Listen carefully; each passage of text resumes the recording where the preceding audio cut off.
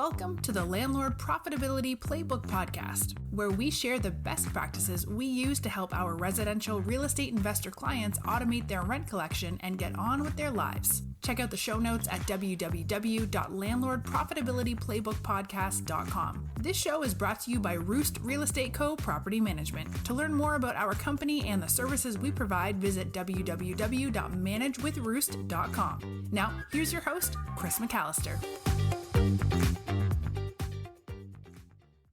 Hello, everyone, and welcome back to the Landlord Profitability Playbook Podcast. I'm Chris McAllister, and it's my job to create and coach business opportunities and strategies that support and add value to residential real estate investors like you. Joining me today are my trusted co-hosts, Lacey LeBlanc and Gretchen Mitchell. Good morning, ladies. Good morning. Good morning. Lacey is the queen of marketing for Roost Real Estate Company, and Gretchen is our director of property management at Roost Real Estate Company. So we are very lucky to have them here today. We're going to dive into part 5 of our series called What to Expect from Your Property Manager. And this episode is titled, Will They Rent Your Property for Top Dollar Fast? And I think that's a critical question that you want to ask any property manager that you may decide to interview to work with to manage your properties. So of course, minimizing vacancies is critical to landlord profitability, and there's a tremendous amount that goes into being able to rent your home for top dollar fast. We're going to go through these things one by one, and some of these steps, or all of the steps that we're going to touch on today, they start off with number 1, setting the market rate rent. Number 2, cast a wide marketing and advertising net. 3, show your property in the best possible light. Then we're going to talk about screening in qualified applicants, and that's screening in versus screening out. And then we're going to talk about how to assess their application process. And then we're going to talk a little bit about their onboarding process. How do they bring new tenants online? So that's a lot. Would you agree? It is. All right, let's start off with market rate rent. So what is market rate rent? Gretchen, in your words, what would you call market rate rent? Market rate rent, what the market really states that your house could rent for. What does everything else rent in that area? Same bedroom, same baths, comparable homes, all renting for about the same. What do they rent for? It's what the market will bear. It's what people are willing to pay. And that is critical, because if you expect that you're going to get more than what the market's going to pay or what people are already paying for similar houses, you're in for a long vacancy as a rule, I'm afraid. So setting the right rent for your property is the first and most important step in the overall success of your property. It's really hard to persuade somebody to sign a lease to pay more for a property than it's worth. And if you are able to do that, so many times those people are in dire straits, they're desperate, they happen to have cash, they can get into the property. You're happy to take the cash all too often, and then they're just in no position to continue to pay the rent or finish out the term of their lease. So there's a lot of pitfalls for trying to go in and expect that in some magical way, your property is going to be the one that either raises the market rent in the area or breaks that rule. And we've had many people who have tried to do that, and all it does is prolong the vacancy process. Just real briefly, can y'all tell me how that relates to the neighborhood standard? I think that's an important kind of point, that those two things go together. So if you've improved your property past the neighborhood standard, or it's not up to neighborhood standard, how does that affect the rent that you can charge? Well, I think if your property isn't at the neighborhood standard, whatever the average is in the neighborhood, you shouldn't expect to get market rate rent. You could use another term for market rate rent as the neighborhood standard rent. But traditionally, financially, in this business, we call it market rate rent. But the fact is, if your property isn't up to the neighborhood standard, you can't expect to get market rate rent. And conversely, if your property is improved ahead of or beyond or way better than the neighborhood standard, you shouldn't expect to be able to get more rent beyond the market rate rent. And that's where people get in trouble. That's where I got in trouble early in my investment career, is the expectation that, I made this so much better, people are going to be happy to pay for it. And the fact is, you may get somebody in, but the chances of them finishing out the lease at the price you want to pay is just not a very good chance. Do you see that a lot, Gretch? I actually saw it recently. This owner, I mean, the house is beautiful on the inside and it's beautiful on the outside. He has the prettiest one on the street and he wants to get top dollar and the house deserves it. But that area, that market area does not allow him to get the money that he wants for that house. It's disappointing, but we do see it a lot. Yeah, I always call that magical thinking, and I've suffered from it, and we still see people that suffer from it. So that's one thing. Do they know what the market rate rent is? Can they help you set the market rate rent? Can they help you set a rent for your property, an asking number that's going to, in effect, cast as wide as net as possible for as many qualified applicants as possible? So, I always take the approach with my personal properties, and I try to coach this with our owners. If market rate rent is $2,000 and you want to attract as many qualified applicants as possible, and you can afford to be the guy that's able to come in at, even 1995 or 1900, 1895, something that is just marginally, a little bit better value for a similar house, you're going to be inundated with applicants, and you're going to have a far better chance of finding 2, 3, 4 qualified applicants with, when you start looking at people who come through. So is the rent that you choose to charge even a hair lower than what market rate rent or what people expect? Because if you're able to do that financially, you're going to attract a lot more qualified applicants, which means you're going to have people who actually finish up the lease, pay the rent every month on time.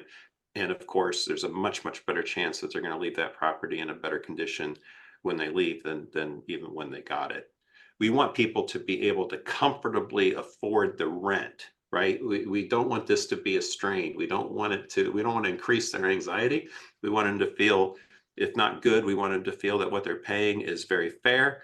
And again, in our experience, that makes it far more likely that they're going to take care of the property, if only because they're not going to be taking out their additional frustrations on the property.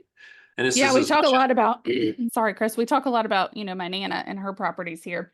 And there's another side to that where, she manages her own properties. And I think that, you get comfortable and you do get good tenants if you're charging a good rent rate, but then you fail to increase as the market will bear, right? So you fail to keep up with the market in some cases. So I feel like Nana might be not making enough on several of her properties, as indicated by the thousands of inquiries she gets every time she posts one for rent. Yeah. So I think the alternative is, there are some people out there who are not charging enough because they just don't.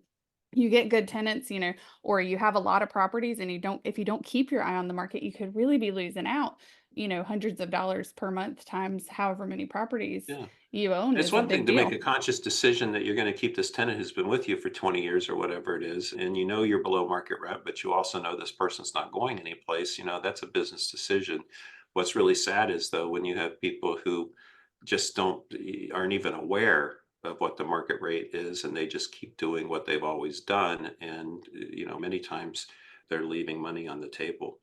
The other thing to think about is, when you set a market rate rent, you want to take into consideration as to how your property manager is compensated for leasing your property. If the property manager, gets paid a significant amount of their income from leasing your property, that could theoretically influence what they recommend for rent, right? It would be in their best interest if the market rate rent is $2,000. It could be theoretically in their interest to say, oh, 1,600 will do it, because they know they can pocket a quick 1,600, right? If they may be incented, depending on how their company is structured, that it's in their best interest to get a higher rent. Maybe they get a percentage of the management fees that are charged every month. So a higher, rent on a lease potentially can make the monthly income for them a bit higher, and a lower rent could potentially help them get a lease fee quicker. I wouldn't say that people are, everybody you talk to isn't going to be completely out for themselves, but I do think it's important that as a manager, you understand how your property manager is compensated and how that relates to the fees that you pay. So Gretchen, why don't you give us a rundown as to what we charge and how we work the whole lease fee and renewal fee? So when we have a house that we're marketing, and we run all the applications, and we get a new tenant in there, sign the initial lease. In one market, we charge, the lease commission is equivalent to half of the first month's rent. And then in another market, a couple other markets, the commission is equivalent to 1 month's rent. And then I like to explain the lease fee renewals to a lot of owners because it makes me feel like we're looking out for them. So when we do a lease renewal, we can increase the rent all day. We can offer them a new lease, or we can keep them month to month. If we increase the rent and we choose not to offer them a new lease, that owner is not charged a lease commission, which is $200. We are very open and honest about, hey, this tenant's been great. Let's offer them a new lease, or this tenant has struggled to pay, or we've had complaints. Maybe we don't offer a new lease. We work together with the owner if we want to offer that new lease, but it's truly they only get charged a $200 renewal fee if that tenant commits to another year. Yeah, I think that's important. I personally, on my properties, I like to get another lease signed for another year because I think that's a commitment from what it is. It's a commitment from the tenant that they're going to stay another year, right? If you choose to go month to month, and even if you charge an extra fee for month to month, you do that in anticipation of the tenant not staying for another year, right? So I personally prefer a commitment from the tenant, who's obviously a good tenant. They've gotten through their first year. We want to keep them. I would rather pay the $200 and worry a heck of a lot less about that property going vacant over the 12 months. So that's my feeling as an owner. When I last checked the math on this, I think that our tenants choose to sign a new lease about a third of the time. Maybe it's a third of the time, 20 to 30% of the time they move out to another apartment. 20, another roughly third of the time they choose to stay month to month, even if it involves an increased fee. And then the other roughly third of the time they choose to sign another lease. And I do believe wholeheartedly that it's in the best interest of any owner, unless they've got other plans for the property. If they think they're going to liquidate it at some point in the next year, I think it's far in their best interest personally to get a lease signed.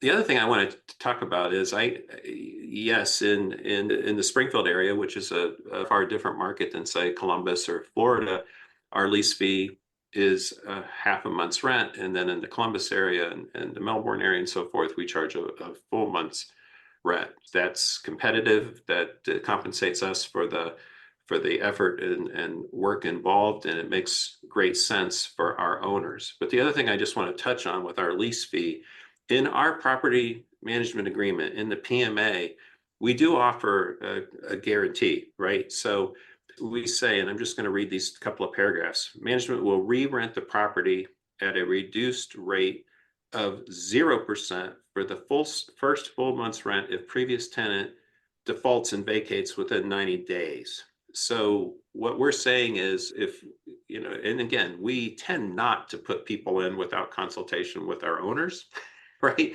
But we want to share the responsibility, share the risk, so to speak. So what we're saying is, if we put somebody in a property and they move out within 90 days, we're going to re-rent that property for free. We don't expect to get paid twice. If that tenant moves out between, or I guess within 180 days, 90 to 180 days, it gets out to the 180-day mark, we will re-rent the property again, but we'll do it for half price. So we want to try to make sure within the PM, convey to our owners that we are in this together, right? And we have no interest in working for free. We're going to do the best we can to get the best possible person in there, because the last thing we want to do is have to rent it again and not get paid. So speaking of, in the whole discussion of market rate rent, Gretchen, why don't you, well, let me start with this. Our biggest marketing outreach initiative is that we send out these postcards, and Lacey runs Google ads that offer a free market rate rent analysis. And we sort of frame it as a second opinion, right? So we hope to get these messages in front of, various owners that aren't currently working with us, and try Nana, to we want them in front of get this in Nana. front of Nana. We want to give them something of value that they can count on. And Gretchen, why don't you just walk us through when somebody does respond to a market rate rent offer, either via postcard or on a Google ad, what do you guys do? What do you and Taylor do? So we use a platform, a company called Rent Range, and you plug in the details for the house and it pulls a report out. It tells you what Rent Range thinks the appropriate market rate rent is for that unit or property. And then honestly, we see if we agree with it. So there's other comparables listed on that report that it pulls, and we look at those, but we also compare to what we already are managing. Does that make sense? Because we just rented one down the street for X amount of dollars, or we look at square footage. So we can input all the numbers and it spits out a number, and we just see if we agree with it or not. Looking at other things in the area, we can pull up Zillow. Maybe Rent Range didn't pull all of the properties in that area, or some of them really aren't comparable. So we do a little digging, but Rent Range is pretty awesome. Most of the time it's pretty spot on, but we do double check Rent Range works sometimes. Yeah, and Rent Range is kind of cool because it gives a confidence level, right? If it has a lot of data, you might see a 90+% confidence level. If they don't have a lot of data, then that number starts to fall. I do think it's important to check other sources, but the best source possible is, are we already managing a home in the neighborhood and what are we getting? So we don't rely just on that technology to put this together, although it's a beautiful package and it provides a lot of extra demographic information that an owner is going to appreciate. The fact is, we look at the people we're actually working with, the rent we're collecting now, and if we need to go out to other sources like Zillow or any place else, then we'll do that too. So if you see one of those market rate rent cards come in the mail to you, which we'll be sending out a ton of coming up again this fall, because we are in a position to add about an owner a week over the next year, finishing out 2024 and into 2025. So if you happen to be listening to this and you get a yellow card in the mail offering you a market rate rent report, it's coming from us, and that's how we do it. So just to close this out, and this is a deep introduction to this thing, but setting to this whole episode, but setting a rent rate for your property that allows for the return on investment you deserve and attracts the greatest number of qualified applicants, that is your goal. And it's also the challenge, and that's the challenge that you need to pose to your prospective property manager. Did I miss anything there? No, I think it was Nope. really well said. And I think that, we talk about Nana on here, but I don't know if everybody remembers or knows that I'm in North Carolina. So Nana doesn't have access to Roost, unfortunately, for her property management. And the fact that you guys have made such an effort, which everything else we talk about in this episode will attest to that too, for this to be mutually profitable and mutually beneficial, as you talked about with your clauses and your PMA, is rare. So I hope that there are people out here who can take this information and apply it, like I'm helping Nana do here, because she doesn't have access to Roost, and we haven't found anyone quite as conscientious about the relationship and mutual profitability here in Western North Carolina. But I think that's a point worth making, is that there's a lot of thought and time and effort and experience that goes into figuring this stuff out, and you guys have that. And I think it's amazing that you share it like you do, but also people have access right to you if they wanted it. And I really appreciate that, Lacey. I do want to also say, sometimes we get requests for market rate rent in markets that we don't have any experience in. And when that happens, I'm the one that sees those come in. Really, it seems like every morning there's a couple of market rate rent requests in my inbox. And if it turns out that the address that's been requested isn't in an area that we work or not within our coverage area, I immediately shoot an email off through the CRM and say, I apologize, but this is just outside of our coverage area.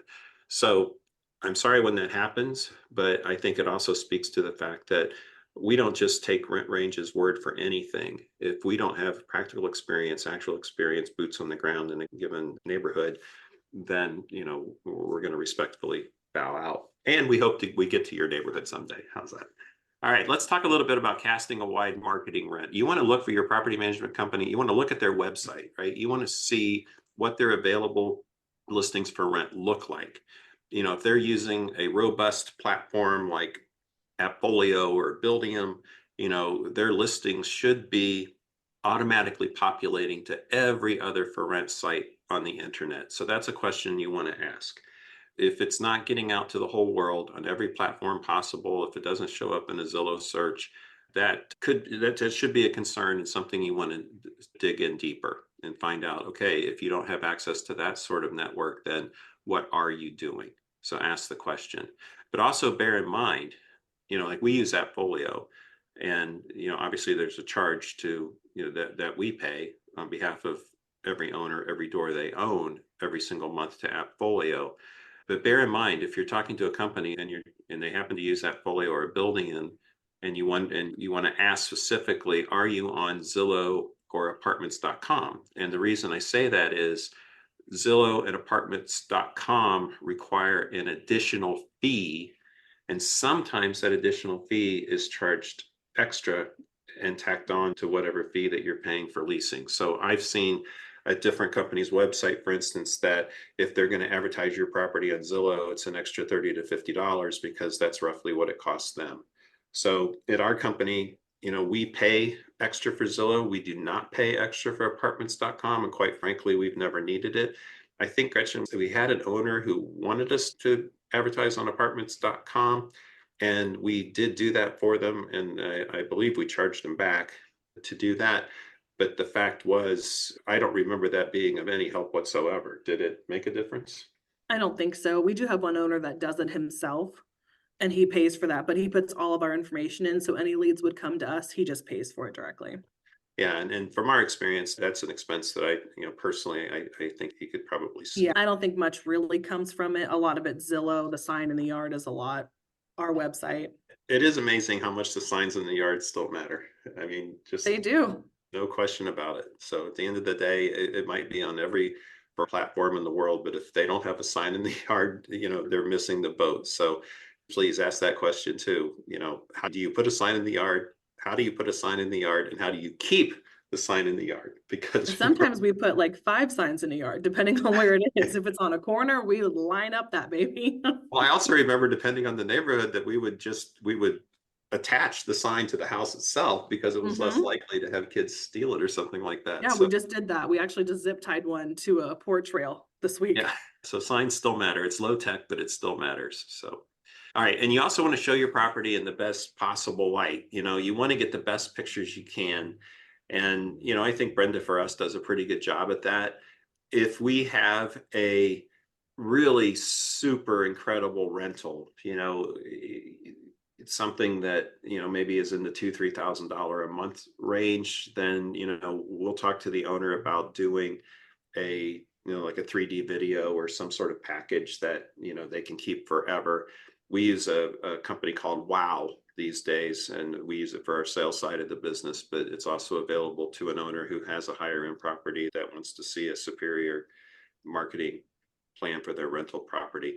And the cool thing is, a lot of times when you see these 3D branded videos, and it's not just a video that you have to watch start to finish, it's actually a floor plan of the house, and you can just click straight to the room you want to see, and it'll show you a 3D view of the entire room, up, down, and sideways. The other thing that if that's something that is necessary for you, every company that does these, whether it's Wow or anybody else, has an option to get an unbranded version. So every time, like when Wow does it, they give us an unbranded version and they give us a Roost branded version. My advice to you, an owner, if you choose to spring for one of these, or if your property manager chooses to spring for it, ask for the unbranded option, and you want to own that. You want to keep that, because there's really no good reason not to use it again, even 1, 2, 3 years down the road when the property becomes vacant again. Self-showing systems. So let's say that you've got great pictures on the internet, or you've got, I don't want to say good enough, but you have perfectly acceptable cell phone pictures, iPhone pictures on the internet. How do you get people into the property? Well, what does this property manager do? Do they physically show every property? Do they have in-person open houses? Or do they use self-showing systems? So larger companies, I think every company with 1,000 doors or more that I've ever seen, including our company, we use a service called Tenant Turner. And there's a couple of different services out there, but we use Tenant Turner to automate the initial tenant screening and allow qualified prospects to get into a property on their own, on their schedule, without anybody looking over their shoulder or without forcing them to adapt to, potentially our schedule or the owner's schedule. So Tenant Turner, we've had great success. And what was the company we used before, Gretch? Rentley. Rentley, right? We used Rentley a few years ago and we ran into some serious problems and we shut it down and went back to in-person showings for, probably 2-3 years. And then we discovered Tenant Turner, and everything that we were concerned about with Rentley, Tenant Turner addressed. So the technology for this service, it combines a quick public record background check with the security of an internet-enabled lockbox. So the lockboxes that we put on our doors are very similar to the lockboxes that you see realtors put on properties so that other agents can show houses. So it's a technology that is connected to the internet. We can monitor the box. We can basically see what's going on remotely because of that technology. And the way it's set up, that only those who the system that can verify that they are who they say they are, they're the only ones that can get access to the property. So it is super efficient. It is secure, and the cost savings is amazing because, quite frankly, if we had to physically go and show every single property that we listed, we quite frankly would have to charge more. And either that would show up in the lease fee or it would show up in the monthly management fee to cover those costs. And nobody wants to pay any more than they're already paying. So having said that, however, that still doesn't mean that Brenda doesn't have to go and check every single property at least once a week to make sure that property is secure. And the beautiful thing about it is if you've got somebody, like our Brenda, who's our leasing manager, she basically, Tenant Turner is open on her desktop at all hours of the day that she's at work, and probably on her phone as well. So she can immediately see if somebody is requesting access to a property. And the other thing is every morning she gets a report and she can see, well, why didn't we have anybody look at the property yesterday? Or why didn't we have anybody look at the property for the last 3 days? And that's a red flag for her to get in the car and go make sure that the sign's up, the lockbox is in place, and everything is absolutely secure. So the technology is fantastic, but it still requires, that personal touch. Now, Gretchen, we talked the other day, there are places where this technology doesn't work. Like we don't use it, right? Correct me if I'm wrong, but if we've got a building that has a single exterior door, and then you walk into a hallway, and then there's various units with their own doors, it doesn't work there, correct? Yeah, we don't put it on there. Those are more in-person showings. Now, if we have to, someone needs to see it after they get off work at like 10 o'clock, we'll put an exterior key and that unit key, but then we'll take it back off. Yeah. So there's places where we need a human touch, and we provide that. The other thing is, what's our rule now that if we don't get a tenant in a property within, I think it was, how many 21 days. 21 days. So ask your prospective property manager about this. But basically, if we don't have that property rented in 21 days, and quite frankly, I think Brenda waves the red flag sooner than that, then, we immediately go into, we keep Tenant Turner, of course, but we immediately go into in-person mode. And that may mean that we do an open house. We tell anybody that calls, you're welcome to go in on your own, but we're going to be there at the property, Thursday between 4 and 5. And we'd love to see you, and we'll show the property to you. So automation goes probably 80, 90, even 95% of the time, most months. But there are times and places where it's appropriate that we get that human touch involved, and we actually have a human being out taking care of the showings. The 21-day rule. All right. So the next thing that I want you to talk to your prospective property managers about is screening in qualified tenants. And again, the message here is screening in, not screening out. And we're going to talk more about this in our next episode. But when you're interviewing a property management company, I want you to be sure to gauge their commitment to fair and unbiased tenant selection. They should have clear and consistent criteria that aligns with legal standards and your expectations as a property owner. And please understand, and again, we're going to get deep into this next week, but Housing and Urban Development, HUD, has really had a recent crackdown. I think it started in April against property management companies that are employing, quote, AI, artificial intelligence services to decide who to rent to and who not to rent to.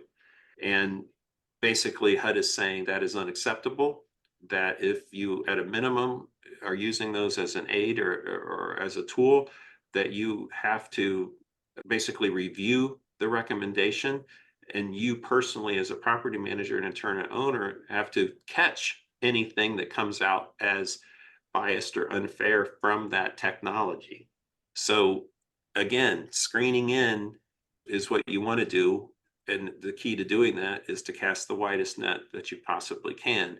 And you want to What ask, example how of are you screening going to in make versus sure that I'm not going to get a call from HUD? what's an example of screening in versus screening out? Like just a practical. Well, I think the trick is, So kind of like a credit score.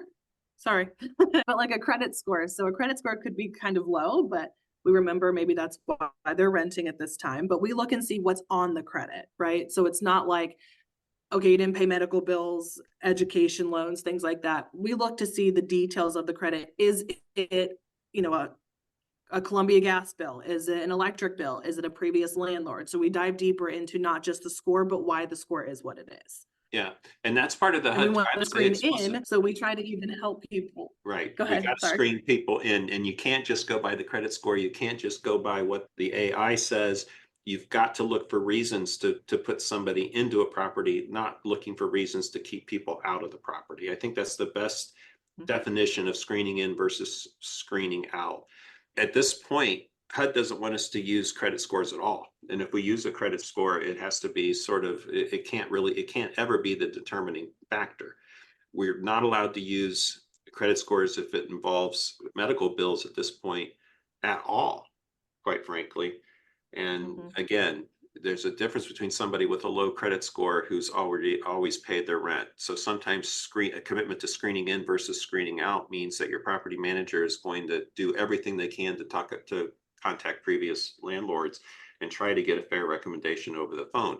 And that, don't forget, some of the onus, on getting a good landlord recommendation, previous landlord recommendation, that still has to come from the tenant. A good tenant, even in a bad situation, is going to find a way to, either abide by the terms of their lease or do a legitimate above board open negotiation with their previous landlord to move on. So again, it's not just the landlord that has a responsibility to this. The tenant has a responsibility as well.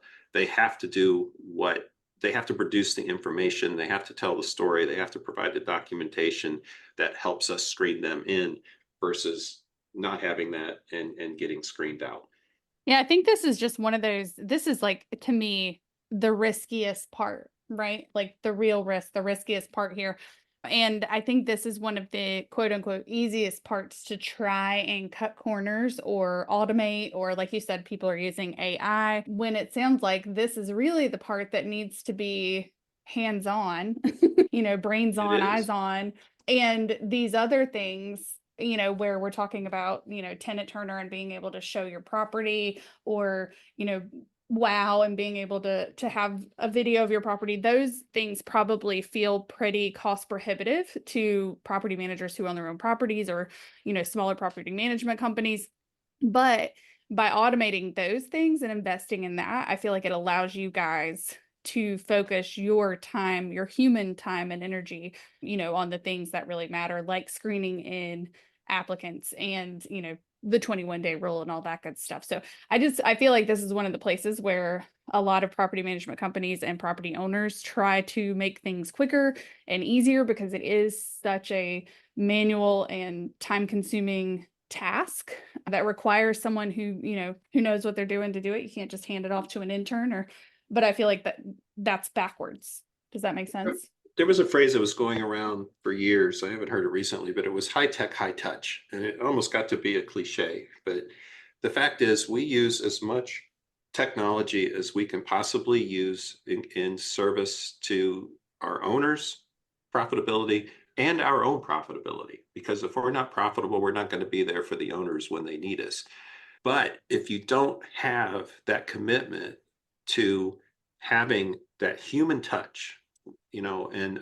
Marcy is our tenant relations specialist in Columbus, and Shannon just started as the same position in Springfield. And then you've got Brenda, who is our leasing manager for both. If you go to our Google reviews, you'll see that I bet you at least 20% of the Google reviews, the 5-star Google reviews that we have, are for Brenda, and probably another 10 to 15, 20% for Marcy. So, half of our reviews are, I'd say a third of our reviews are for Marcy and Brenda, because they do such a fantastic job working with the applicants, working with the tenants, screening them in, helping them, holding on to them, getting their problems solved. And that's huge. And I think that's proof that this is a personal business. It's a one-to-one business. It's a belly-to-belly business, for lack of a better term. And we do employ as much technology as we can, but we never employ technology for technology's sake. Yeah. And I think you guys are obviously, Roost is relationship based, right? That's why I work with y'all, because relationship based marketing is what works. And that's what I love. But you guys are relationship based. And I think that, that also, right, building a relationship with somebody from the start, when you're going through the application process, when you're talking about the property, when you're getting them in there and getting them settled, I think really sets the tone for the relationship overall. And I have a strong suspicion that is why you see such long-term kind of successful renters in the properties, is because they have somebody that they can talk to, that they've actually met before, that they've seen in person, or that they've talked to over the phone, that they can ask a question to. We talk all the time about how Amazon, like, there's no way to get in touch with most companies these days. If you have a question, you just have to submit, a request online and hope for the best. So having somebody they can reach out to, I think facilitates that positive relationship, and probably impacts lots of things down the line, like how well they take care of a property, right? It's really hard to mess something up when the person who's going to be responsible for coming in and having to sort out the mess in the end. Yeah, I think you're absolutely right. So the next thing I want you to ask your prospective property manager, your current property manager, is you need to assess their application process, and you need to be looking for a streamlined and accessible application process that's beneficial for both the applicant and for you, the owner. A bad application process can, at the end of the day, screen people out without even trying. A great application process, again, is another tool for screening in qualified applicants. We happen to use, we use Tenant Turner at our company, and Tenant Turner provides a application service, an application module within that. How does that work, Gretch? How they get an application? Yeah, how do people apply for an apartment at our company? So if they use the Tenant Turner service to view a home, they are then just immediately sent an application to complete through Tenant Turner, and it's our AppFolio application. Okay, perfect. I wanted to touch base too on some challenges we've had with applications recently. This is probably a podcast episode in and of itself, but in Springfield, Ohio, we've had a huge influx of Haitians and Haitian refugees over the past 5 years. At one point, I heard it was 5,000 to 10,000 people that have come to Springfield that were from Haiti, and I've also heard reports that number may be approaching even 15,000 or more people in Springfield. And this has been a challenge for us because we don't speak Haitian Creole, and they don't speak English. So we've really been trying to figure out, how do we communicate with these folks, because they are so much of the rental people now, the rental population, that if we don't learn how to work with them, learn how to communicate with them, learn how to help them, our owners are going to suffer. And I'm one of those owners in Springfield that would suffer, because, I've still got the majority of my holdings in Springfield. So Gretchen, why don't you tell us about the challenges of the Haitian population and what you've been doing in the past few days to address that? Like you said, a lot of it is communication. It has been difficult to communicate with them. However, most of the time they will bring someone in who can translate for them. I've actually had a conversation with a company that helps them upon arrival when they get to the States. One of the challenges, though, is that so many are coming at one time that they seem to be staying with families when they get here. So they're not going to a shelter or any place designated for them. They're just truly living with their families in homes that are probably suited for less people to live there. So that's one of the struggles, is having too many people in one home when they arrive. Yeah, and sometimes that's a temporary thing, but it's still a concern of ours because, it's a concern for our owners, or it should be. But I think I think there's three keys here that, you've been putting into place. And the first one is we have to be able to communicate. So I know you're working on a piece of technology you sent me yesterday that's actually a tablet that is designed for somebody speaking English and somebody speaking another language to communicate through. And I guess the courts in Springfield are using it, as well as other different interpretation services. So we're going to go ahead and employ some technology. And I think you told me this is going to be about $2,500 to buy this thing, but it's absolutely worth it because we have to be able to speak to folks. I think that's the first leg of this stool. The second leg is our, Shannon that we just hired. We made it very clear that she, is expected to do everything she can to help these people, to take care of these people, to embrace these people. And then, you made contact with, was it Catholic Social Services? What was the name of it? Yeah. And these folks have been taking care of the Haitian population, helping them get their kids into school and so forth.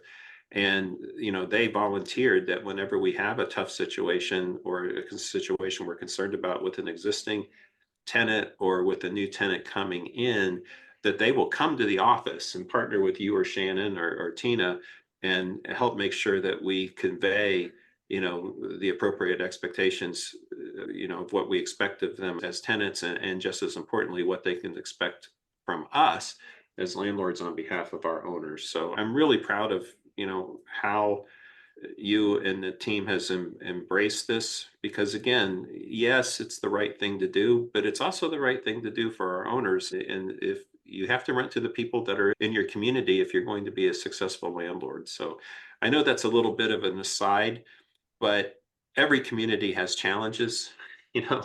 Are they bilingual? Do they have bilingual people in their office? It's a great question to ask. How prepared are they to work with somebody who they have a bad time communicating with? The other thing I wanted to touch on real quick are application fees. You want to ask them, what is their approach to application fees and background checks? It's a step in the screening process, right? And I think it's important that there is a charge for an application. I think every tenant should have to be expected to pay an application fee. Now, from our point of view, and from the owner's point of view, there's obviously a charge to running an application or soliciting an application through Tenant Turner, et cetera. And yes, it's absolutely appropriate that charge gets covered, and that's what we do. The other thing, though, is an application fee.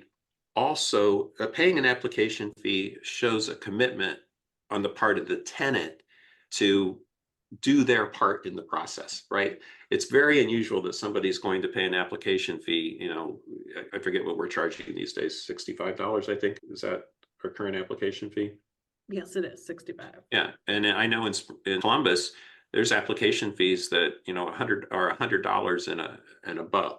So it is a fine line between charging a fee that, we feel is appropriate and not gouging somebody, or not charging a fee and potentially not getting that extra commitment from the tenant.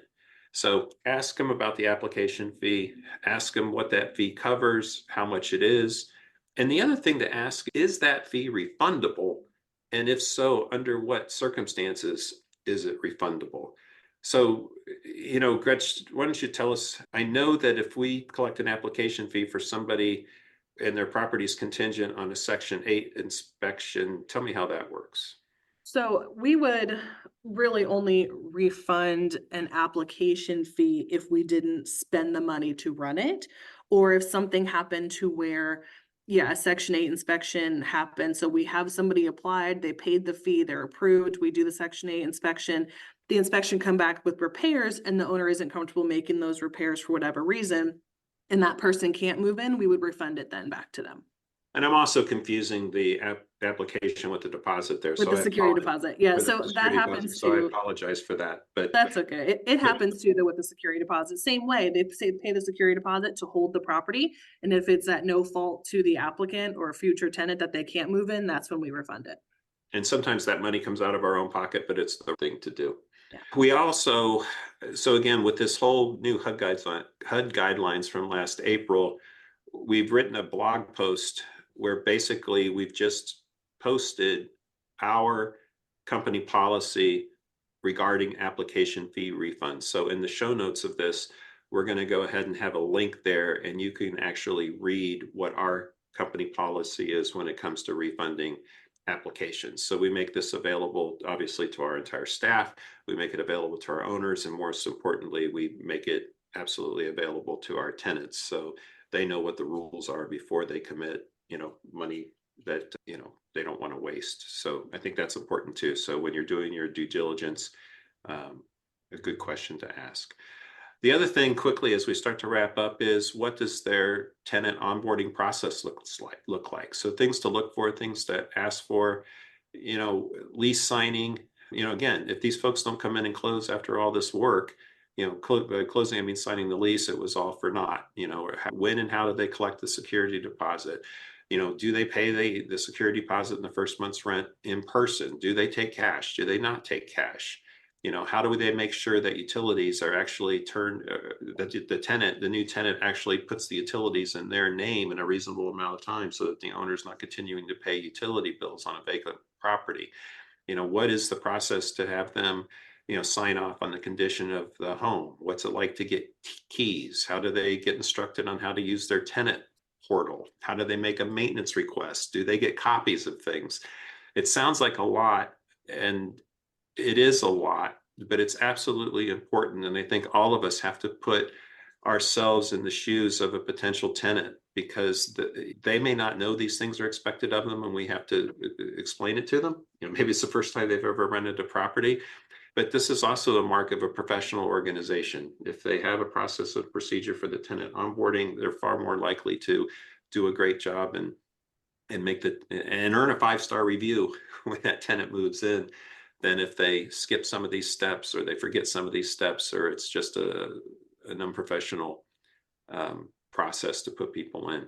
The other thing I really want us to sharpen up our tenant onboarding too as we go forward, because I think it's critical, that we constantly try to get better at everything we do.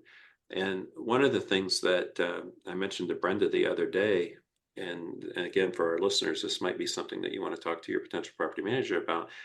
I think even if you don't hear from a tenant, everything went well, I think it's critical that somebody like Brenda, the leasing manager, or Marcy, tenant relations, they make a follow-up call with that tenant, at least at 30 days, maybe 60 days.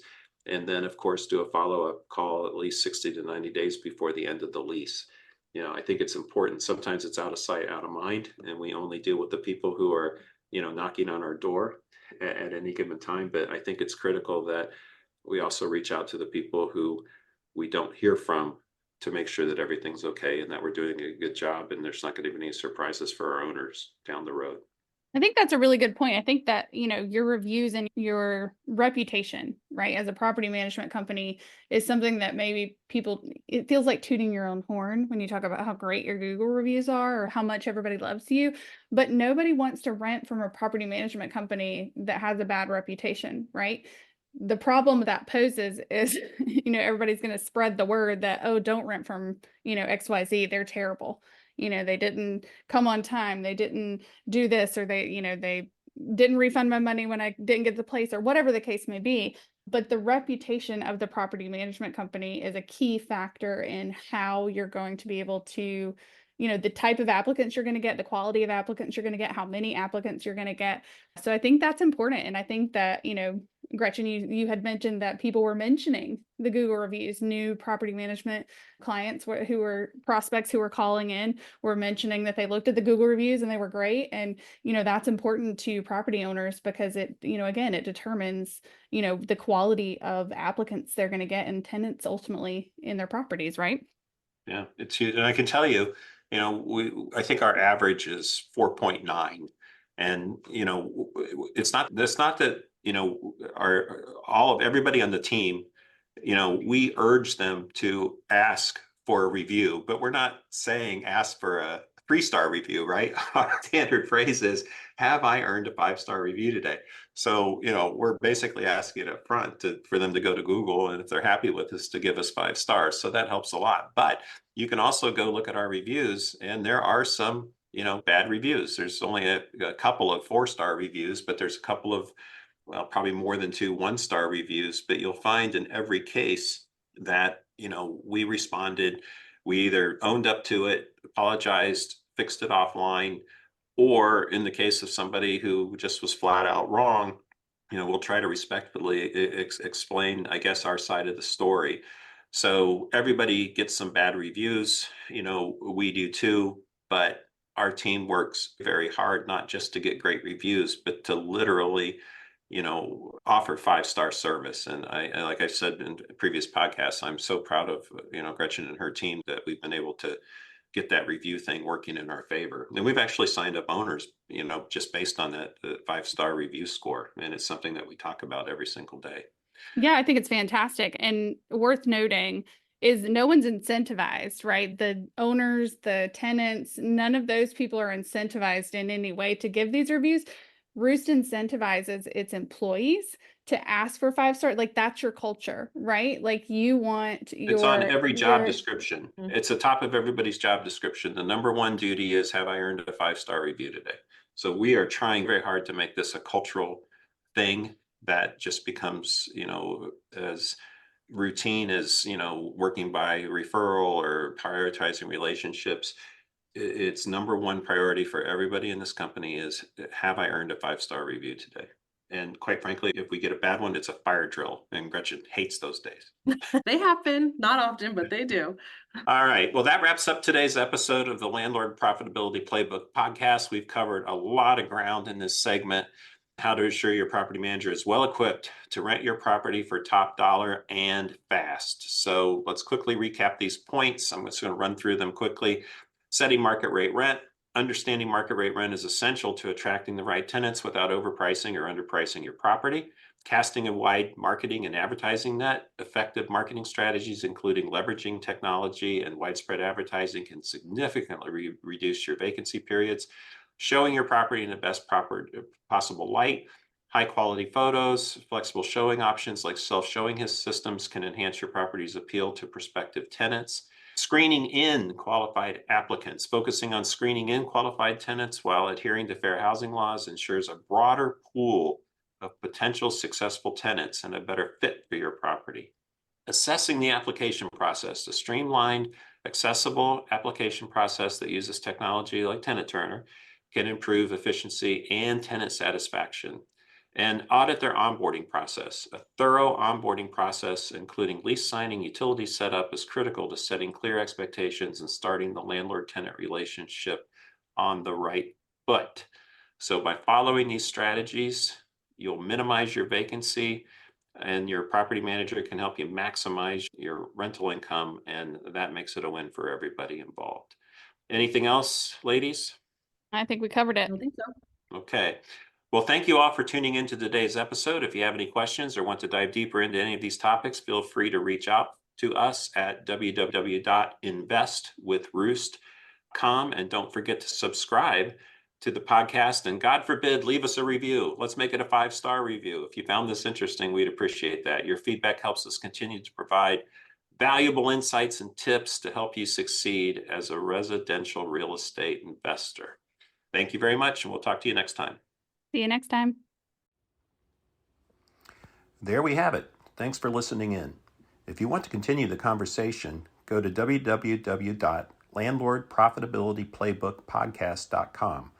That's the Landlord Profitability Playbook Podcast.com, where we have additional information about this podcast, archived episodes, and an option you can select to be a guest on the show.